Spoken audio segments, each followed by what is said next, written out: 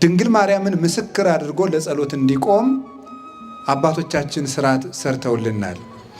ለምንድነው ለዚህ ምስክር የማርያም ናት ብለን ጸሎት እንድንጀምር አባቶቻችን ያዘዙን? የመጀመሪያው አጭር እያደረኩ ወደ እናንተ ለማድረስ እንደ እግዚአብሔር ፈቃድ እሞክራለሁ። እመቤታችን ቅድስት ድንግል ማርያም ለኛ ለኦርቶዶክሳውያን ለክርስቲያኖች እውነተኛ ምልክትና ምስክራችን ናት። በእውነት ብፁዕ አባታችንም ድንቅ አደረጉ ይህንን ርዕስ መርጠው ጉባኤ ማዘጋጀታቸው። አንድ ኦርቶዶክሳዊ ክርስቲያን በሕይወቱ ዘመን ዲያብሎስ ለሚያቀርብበት ጥያቄም በዲያብሎስ ወንበዴ ፊት ሲያልፍ አውጥቶ የሚያሳየው የመንፈሳዊ የይለፍ ደብዳቤ ድንግል ማርያምን ማሳየቱ ነው። ድንግል ማርያምን ምልክቱ አድርጎ የሚያሳይ ሰው በእርግጥም የእግዚአብሔር መሆኑ በዚያ ይታወቃል።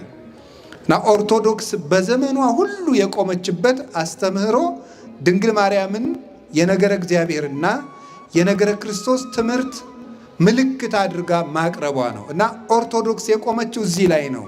ይህን እያሰብን እንድንኖር በዚህ ስም ራሱ ጉባኤ መዘጋጀቱ ድንቅ ነው።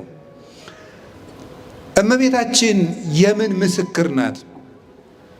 አንደኛው እናታችን ቅድስት ድንግል ማርያም የእግዚአብሔር አብ ምስክር ናት።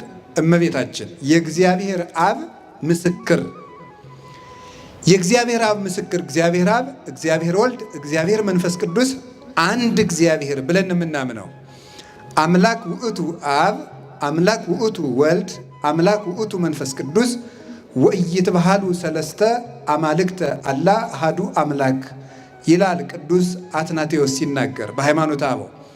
አብ አምላክ ነው፣ ወልድ አምላክ ነው፣ መንፈስ ቅዱስ አምላክ ነው። ሶስት አምላክ ግን ብለን አናምንም፣ አንድ አምላክ ነው።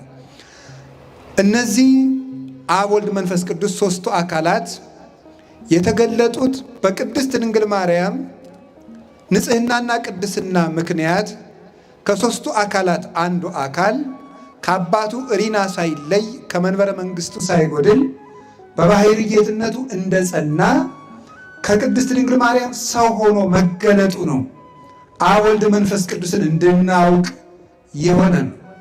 በዚህ ምክንያት ነው እመቤታችን ወትሜህሮሙ ሰጊደ ለስሉስ ማህየዊ አዳኝ መድኃኒት ስለሚሆኑ ስለ አብ፣ ስለ ወልድ፣ ስለ መንፈስ ቅዱስ የሃይማኖት ምስክር ሆና እንዲሰገድላቸው እንዲመለኩ ምስክር ሆና የምትቆም የሃይማኖት መምህርት የምስጢረ ሥላሴ ምልክት ማርያም ናት። በብስራት አብ፣ ወልድ፣ መንፈስ ቅዱስ የተገለጡ በሷ ነው። በፊት አምላክ አብርሃም፣ አምላከ ይስሐቅ፣ አምላከ ያዕቆብ ተብሎ ለሙሴ በኦሪት ዘጸአት ምዕራፍ 3 ላይ ከመገለጡ በቀር እኔ እግዚአብሔር ነኝ፣ የአብርሃም የይስሐቅ የያዕቆብ አምላክ ነኝ። አምላክ አብርሃም የአብርሃም አምላክ፣ የይስሐቅ አምላክ፣ የያዕቆብ አምላክ ብሎ ሶስት ጊዜ አምላክ ብሎ ስለ ሶስት አካል አንድ እግዚአብሔር ብሎ ስለ አንድ ጌትነቱ ተናገረ። ግን በምስጢር ነው።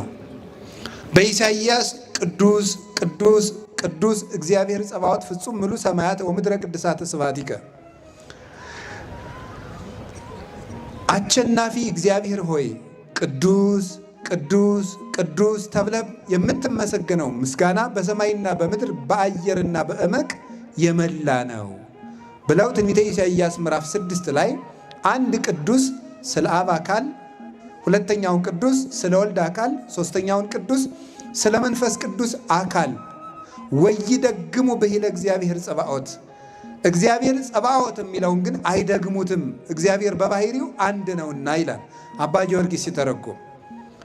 አንዱን ቅዱስ ለአብ፣ አንዱን ቅዱስ ለወልድ፣ አንዱን ቅዱስ ለመንፈስ ቅዱስ አካላዊነት ሰጥተው እግዚአብሔር የሚለውን ግን አይደግሙትም።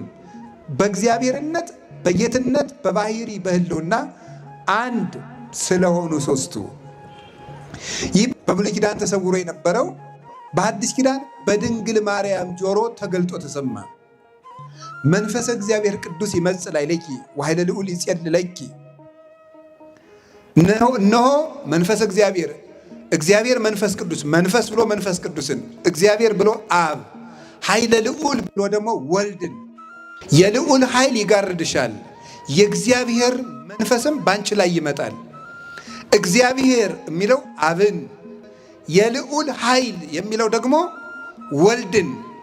እስመ ክርስቶስ ኃይለ እግዚአብሔር ውእቱ ይላል ቅዱስ ጳውሎስ አንደኛ ቆሮንቶስ ምዕራፍ 1 ላይ ክርስቶስ የእግዚአብሔር አብ ኃይል ነው ብሎ እንደተናገረ የልዑል ኃይል ያለው ወልድን ነው። እነዚህ ሦስቱ አካላት ለመጀመሪያ ጊዜ ተገልጠው የተሰሙት በቅድስት ድንግል ማርያም ጆሮ ነው። ከዚያ በኋላስ እርሷ ወለደችው። ወልዳስ እሱ ስለ አባቱ ነገረን። የዮሐንስ ወንጌል ምዕራፍ 1 ቁጥር 18 እንድትመለከቱት ለእግዚአብሔር እሳ አልቦ ዘርእዮ ግሙራ አላ ወልድ ዋሂድ ዘሃሎ ውስተ እጽናብሁ ውእቱ ነገረነ። እግዚአብሔርን ያየው ማንም የለም፣ በአባቱ እቅፍ ማለት እሪና ጸንቶ የሚኖር አንድ ልጁ ስለ አባቱ ነገረን እንጂ ይላል። ማቴዎስ ወንጌል ምዕራፍ 11 ላይም ምን ብሏል? አልቦ ዘየአምሮ ለወልድ ዘይንበለ አብ ወአልቦ ዘየአምሮ ለአብ ዘይንበለ ወልድ ወለዘፈቀደ ወልድ ይከስት ሎቱ። አብን ያለ ወልድ የሚያውቀው የለም፣ ወልድንም ከአብ በቀር የሚያውቀው የለም። ነገር ግን ወልድ ለፈቀደው ፈቃዱ ለወልድ ለቀናለት ወልድም ለፈቀደለት ሰው እሱ የአብ የወልድ የመንፈስ ቅዱስን ምስጢር ይገልጥለታል እንጂ ብሎ እንደነገረን አብን ስለ አብ ነገረን። አባቴ ላከኝ፣ አባቴ ላከኝ፣ አባቴ አከብርሃለሁ፣ አባቴ እያለ እያስተማረ ስለ አብ ነገረን። የት? ከድንግል ማርያም ተወልዶ። እፌኑ ለክሙ ጰራቅሊጦስ መንፈሰ ጽድቅ ዘይክል ዓለም ነጺሖቶ። ዓለም ገንዘብ ሊያደርገው የማይቻለውን የእውነት መንፈስ ጰራቅሊጦስን እልክላችኋለሁ ብሎ ዮሐንስ 14 ላይ ስለ መንፈስ ቅዱስ ደግሞ ነገረን። ከማን? ከድንግል ማርያም ተወልዶ። ድንግል ማርያም አብን፣ ወልድን፣ መንፈስ ቅዱስን እንድናውቅ መጽሔተ ሃይማኖት የሃይማኖት ምስክር ናት። አብ ወልድ መንፈስ ቅዱስን እንድናውቅ ከሷ በመወለዱ ማለት ነው። አልቦ ዘአእመሮሙ ለስሉስ ቅዱስ ዘእንበለ እምድኅረ ተሰገወ ወልድ ዋሂድ እምቅድስት እሙ። ተቀዳሚ ተከታይ የሌለው ወልድ ከድንግል ማርያም ከመወለዱ አስቀድሞ አብና መንፈስ ቅዱስን ወልድን ያወቃቸው ከቶ ማንም የለም ብሎ ቅዱስ ጎርጎርዮስ እንደነገረን አብ ወልድ መንፈስ ቅዱስ የሚል ስም ያወቅ ነው በአካላቸው የተገለጹልን ከድንግል ማርያም ወልድ ከተወለደ ወዲህ ነውና ድንግል ማርያም የሃይማኖታችን መነጽር፣ የሃይማኖታችን መምህርት። አባ ጊዮርጊስ ሲናገር ኦ ሰሌዳ መለኮት ይላታል። አንቺ የምስጢረ መለኮት ሰሌዳ ነሽ፣ ሃይማኖት የታወቀብሽ መሰረተ ሃይማኖት ወድድ አሚን፣ የሃይማኖት መሰረትና ግድግዳ፣ የእምነት ጣራና ግድግዳ አንቺ ነሽ ብሎ እንዳመሰገናት እመቤታችንን መሰረተ ሃይማኖት የምንልበት ምክንያት ሃይማኖትን ከሷ ወዲህ ተምረነዋል፣ ከሷ ወዲህ አውቀነዋል እና ነው። ከዚህ የተነሳ ነው ጌታ ራሱ ምን ብሏል? አነ ውእቱ ፍኖተ ጽድቅ ወሕይወት፣ እኔ እውነት ሕይወትና ጎዳና ነኝ። አልቦ ዘይክል መጺአ ኀበ አብ ዘእንበለ እንተ ኀቤየ፣ በእኔ በኩል ካልሆነ በስተቀር ወደ አብ መምጣት የሚችል የለም ይላል ዮሐንስ 14:6 ላይ። እኔ መንገድ ነኝ፣ በእኔ በኩል ካልሆነ ወደ አብ መምጣት የሚችል የለም ማለት እኔ ልጅ ነኝ ብዬ ባልገለጥና እኔ ባላስተምር አብን የሚያውቀው የለም፣ ወይም የኔን የባህሪ ልጅነት ሳያምን አብን የባህሪ አባት ነህ ብሎ ማመን የሚቻለው የለም ብሎ እንደነገረን ስለ አባቱ ነገረን። የሃይማኖት ልብ ሰጠን። የመንፈስ ቅዱስን ሕልውና አስተማረን። ክርስቶስ ከድንግል ማርያም ተወልዶ ሃይማኖትን የምንሸከምበትን ልብ ሰጥቶን አረገ። አንደኛ ዮሐንስ ምዕራፍ 5 ቁጥር 20 ላይ እንደነገረን ምን ብሎ ነው ያስተማረን? ቅዱስ ዮሐንስ በመልእክቱ ነአምር ከመ መጽአ ወልደ እግዚአብሔር ወወሀበነ ልበ ከመ ናእምሮ ለእግዚአብሔር በጽድቅ ወሀለውነ በአሚን በወልደ እግዚአብሔር ዘውቱ እግዚአብሔር ዘበአማን። የእግዚአብሔር ልጅ እንደመጣ ሥጋ ለብሶ እንደመጣ እግዚአብሔርን የምናውቅ ዘንድ ልብ እንደሰጠን እናውቃለን።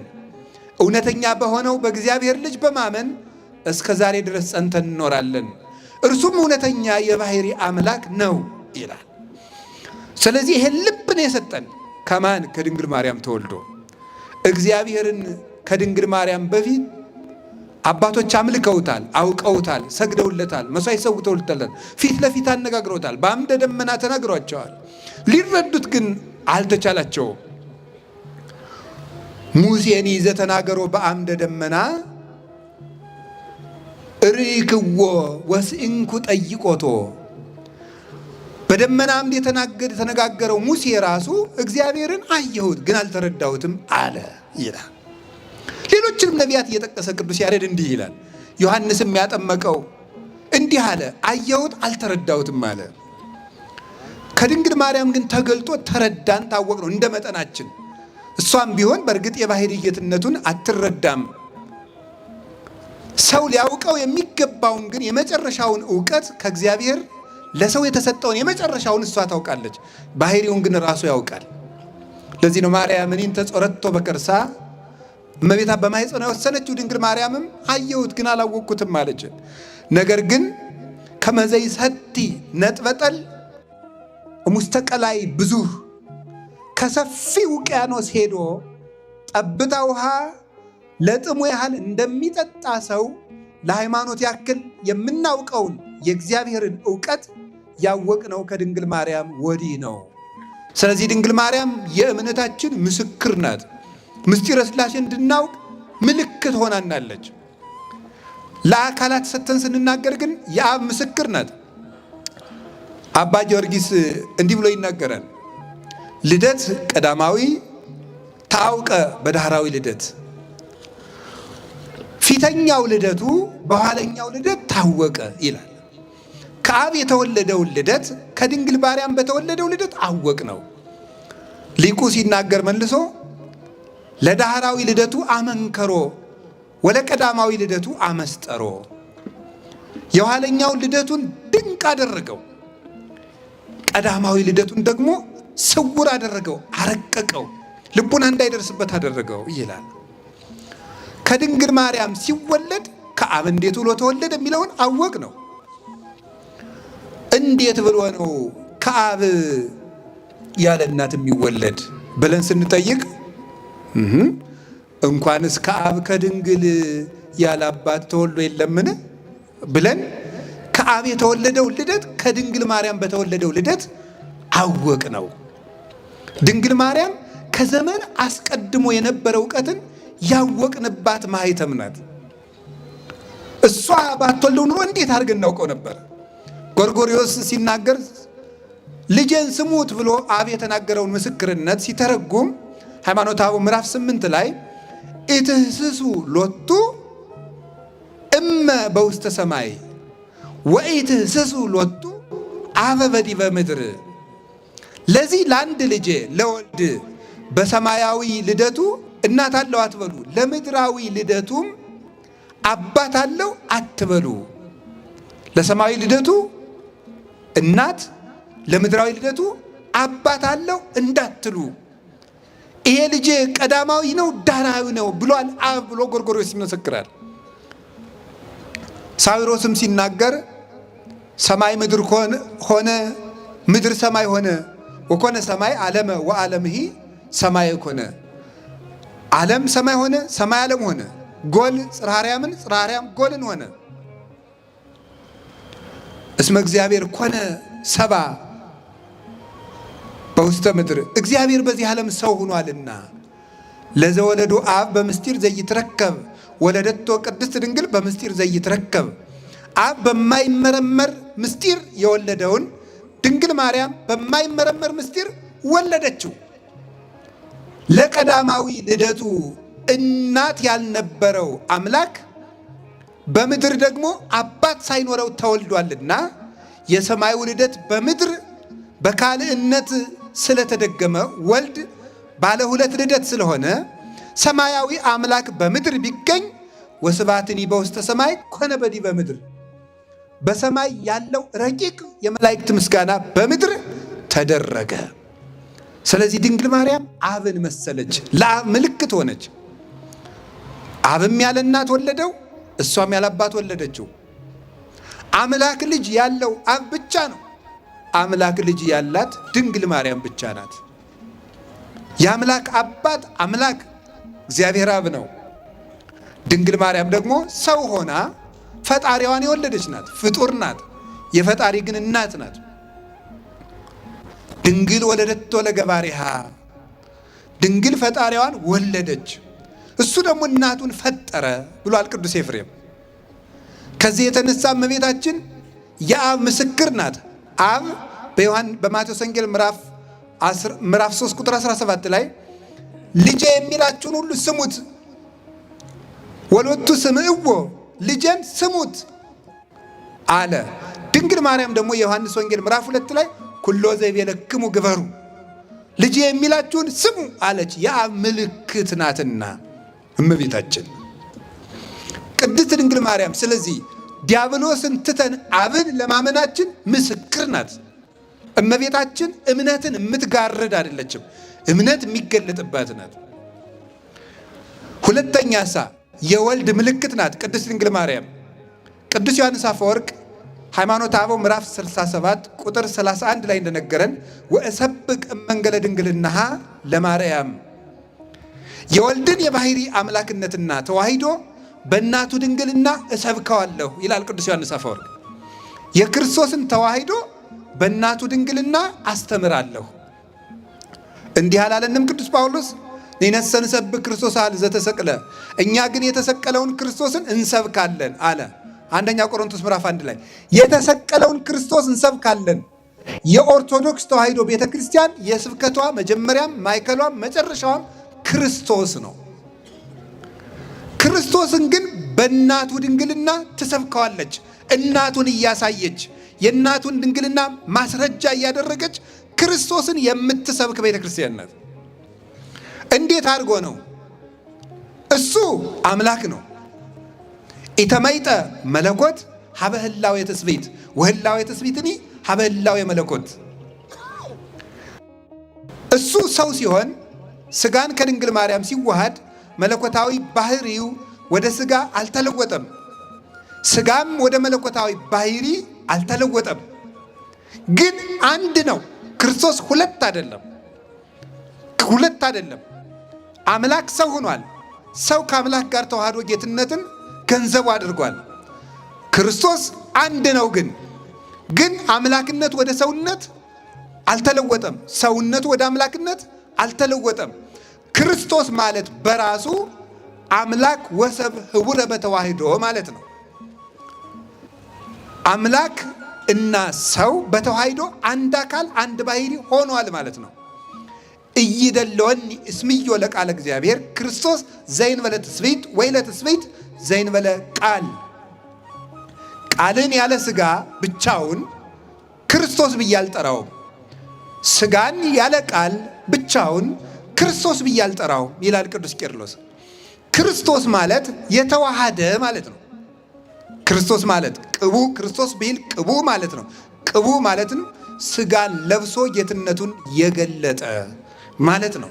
ስጋን ተዋህዶ ጌትነቱን የገለጠ በተዋህዶ ራሱን ያከበረ እመንገለ ስጋሁ ክቡር የተባለ ክብር ሳይገባው ስጋው ነሳኢ ስለሆነ ያ ስጋ የባህሪ ጌትነትን ገንዘብ በማድረጉ ምክንያት ክቡር የተባለ ከብረ ተለዓለ ሀየሰ ወረሰ ነግሰ መባል ገንዘብ ያደረገ ነገሰ ከበረ የተባለለት ክብር የማይቀበል ሲሆን ነዳያን የምንሆን እኛን ከፍ ለማድረግ ክብር የመቀበል ተግባሩ የሆነ ስጋን ተዋህዶ ራሱ ስጋውን ያከበረ ለሊሁ አንገሶ ለስጋው ወረሰ ያደም ምስሌሁ የገዛ ስጋውን ከራሱ ጋር አዋሂዶ አንድ አካል አንድ ባህሪ ያደረገ ስለዚህ ክርስቶስ ይባላል።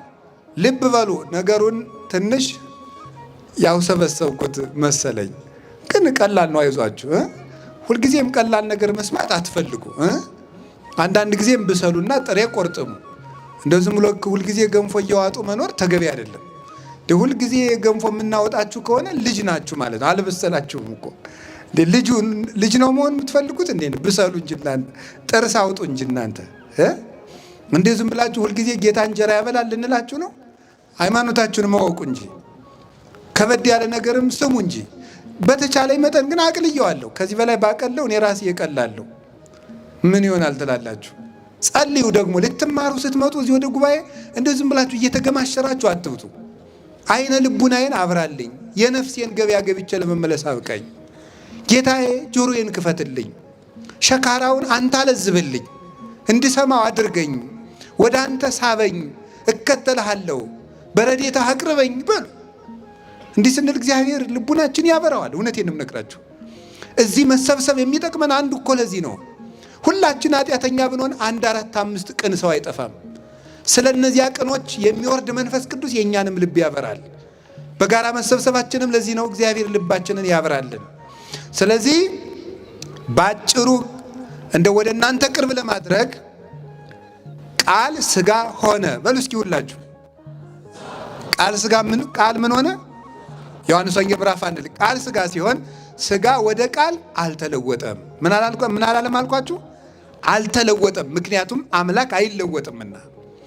ሥጋንም ደግሞ ወደ አምላክነት አልለወጠውም። ለምን? በተአቅቦ ይጠብቀዋል ባለበት እንዲጸና።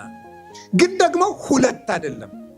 አምላክ ወደ ሰውነት አልተለወጠም፣ ሰውነት ወደ አምላክነት አልተለወጠም። ክርስቶስ ግን አንድ ነው፣ ሁለት ደግሞ አይደለም። ሁለት አይደለም፣ አንዱ ወደ አንዱ አልተጠፋፋም፣ አልተጨፈለገም። አንድ አካል አንድ ባህሪ ነው። ግን ደግሞ አንዱ አንዱን አላጠፋም፣ አልጠቀለለም። ተዋህዶ ማለት እሱ ነው። አምላክነት ወደ ሰውነት፣ ሰውነት ወደ አምላክነት አልተለወጠም፣ ግን አንድ ነው። ልብ በሉ። ድንግል ማርያም እሳ እናት ስትሆን ድንግልና አልቀረባትም። ድንግል ስትሆን እናትነት አልቀረባትም። በእናትነቷ ምክንያት ድንግልናዋ ወደ እናትነት አልተለወጠም። በድንግልናዋ ምክንያት እናትነት አልቀረባትም፣ ግን አንድ ናት። በዚህ ድንግልናዋ በተዋሂዶ እናትነትን ከድንግልና ድንግልናን ከእናትነት አስተባብራ አስተካክላ ይዛ በመገኘቷ ድንግል ማርያም የወልድ የተዋሂዶ ምስክር ናት ማለት ነው። አምላክነት ላለመለወጡ፣ ድንግልናዋ ለመለወጡ፣ ሰውነት ወደ መለኮትነት ላለመለወጡ ደግሞ እናቱን መገኘቷ፣ ሁለት ላለመሆኑ ድንግል ማርያም አንድ መሆኗ የተዋሂዶ ምስክር ናት። ያለ ድንግል ማርያም ሃይማኖት እንዴት ብሎ ይሰበካል? ለግድ ነው ቅዱስ ጎርጎርዮስ ነባቢ መለኮት ድንግል ማርያምን ወላዲት አምላክ ብለው የማያመኑና የማይጀምሩ ሰዎች ከልዑል እግዚአብሔር ኅብረት የወጡ ናቸው የሚለው። ድንግል ማርያምን ወላዲት አምላክ ብለው እመቤታችን ምስክር አድርገው የማያስተምሩ የማይጀምሩ ሰዎች እነዚህ ከልዑል እግዚአብሔር ኅብረት የወጡ ናቸው። ልዑል እግዚአብሔር ማዳንን በድንግል ማርያም ማኅፀን ጀምሯልና የመንፈስ ቅዱስ ምስክር ናት። መንፈስ ቅዱስ መንፈስ ማለት ረቂቅ ማለት ነው። መንፈስ ቅዱስ ደግሞ አይመረመርም።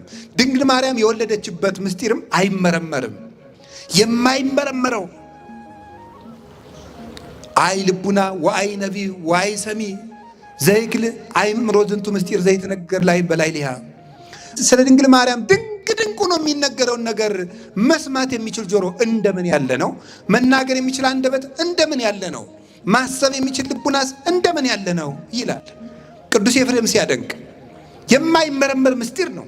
3 ግን ከስንዝር ቁመት ይዛ ታያዋታላችሁ።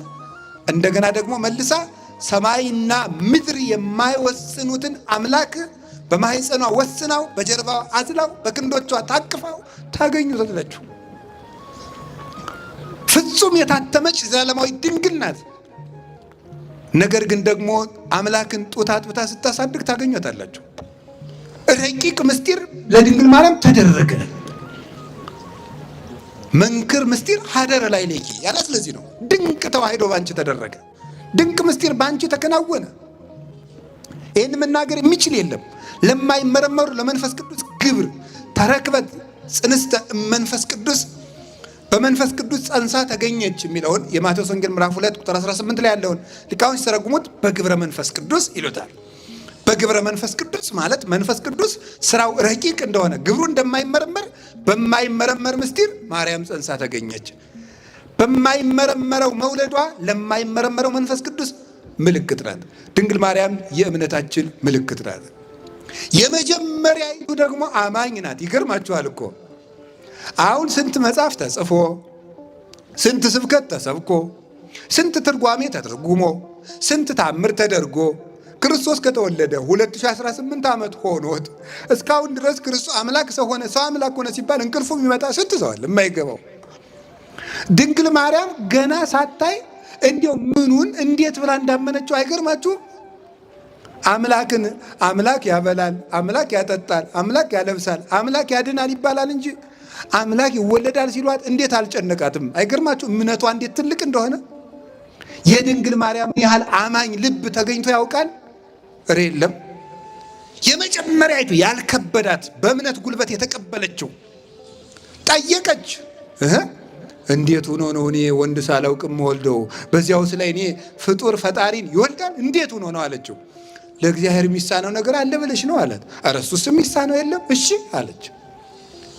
አሁን ዛሬ ሁሉ እኮ ነው ሞኙ እየመጣ አምላክ ይወለዳል፣ አምላክ ይጠጣል፣ አምላክ ይበላል፣ አምላክ ያንቀላፋል እያለ። ለድንግል ማርያም ግን አልከበዳትም።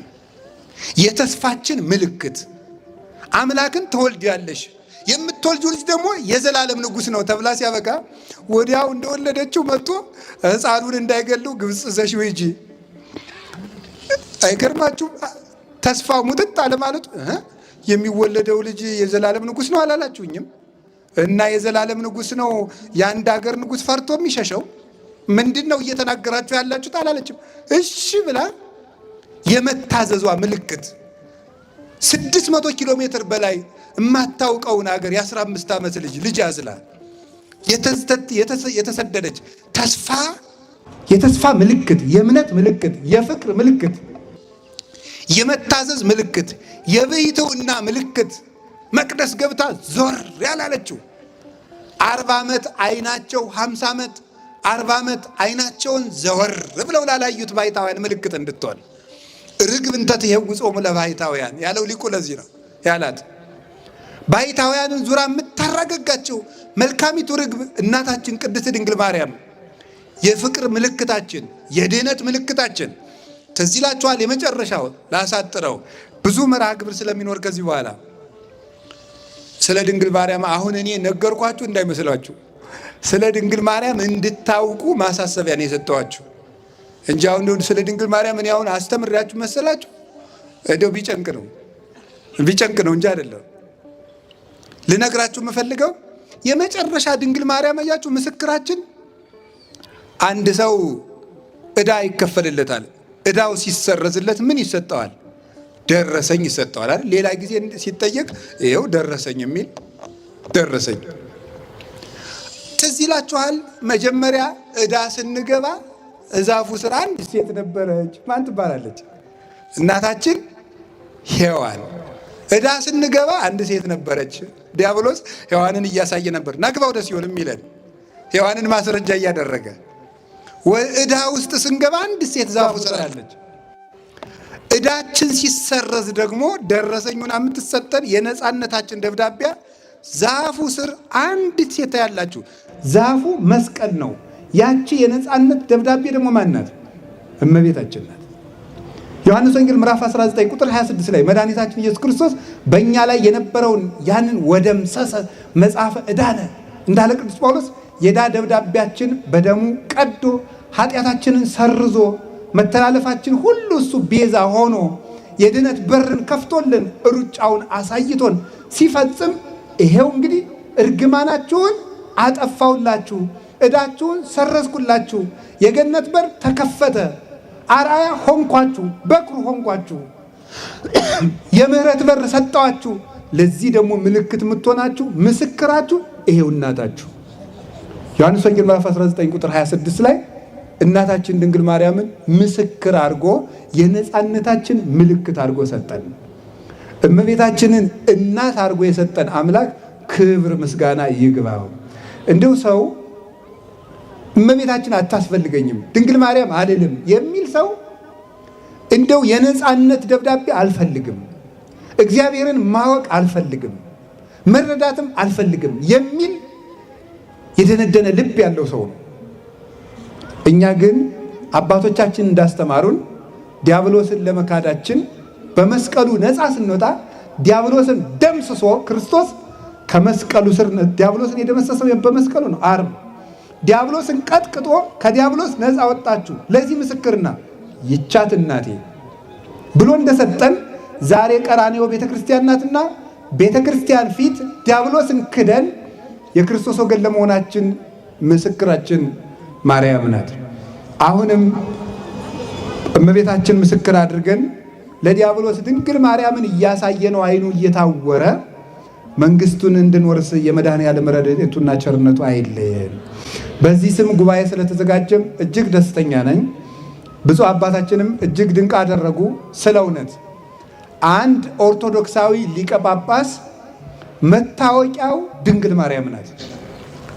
መታወቂያው የሚታይበት የሚለካበት የሐዋርያት ምልክታቸው ሞገሶሙ ለሐዋርያት ሞገሰ ስብከቶሙ ለሐዋርያት የሐዋርያት የስብከታቸው ጣዕም ድንግል ማርያም ነበረች። የሰማዕታት እሞሙ ለሰማዕት እናታቸው ድንግል ማርያም ናት። በሊቃነ ጳጳሳት ራስ ላይ የምታበራው ዕንቁ ድንግል ማርያም ናት። ብርሃኑ ደግሞ ልጇ ነው። አንድ ሊቀ ጳጳስ ምልክት አድርጎ የሚወጣው ለሊቀ ጳጳስ ሰይፍ የለው፣ ሰራዊት የለው፣ ጋሻ ጃግሬ የለው፣ ዱላ የለው፣ ሀብት የለው፣ ብር የለው። አንድ ሊቀ ጳጳስ ለልጆቹ የሚያሳየው ጋሻና ምልክት ድንግል ማርያም ናት። እኔ ምስክሬ ማርያም ናት ማለት ይሄ ነው።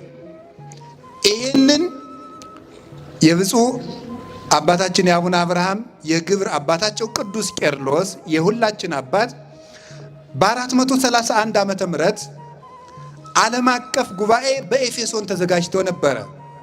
ኤፌሶን የሚባል ቦታ ላይ ተዘጋጅቶ ነበረ። እዚያ ተዘጋጅቶ ሳለ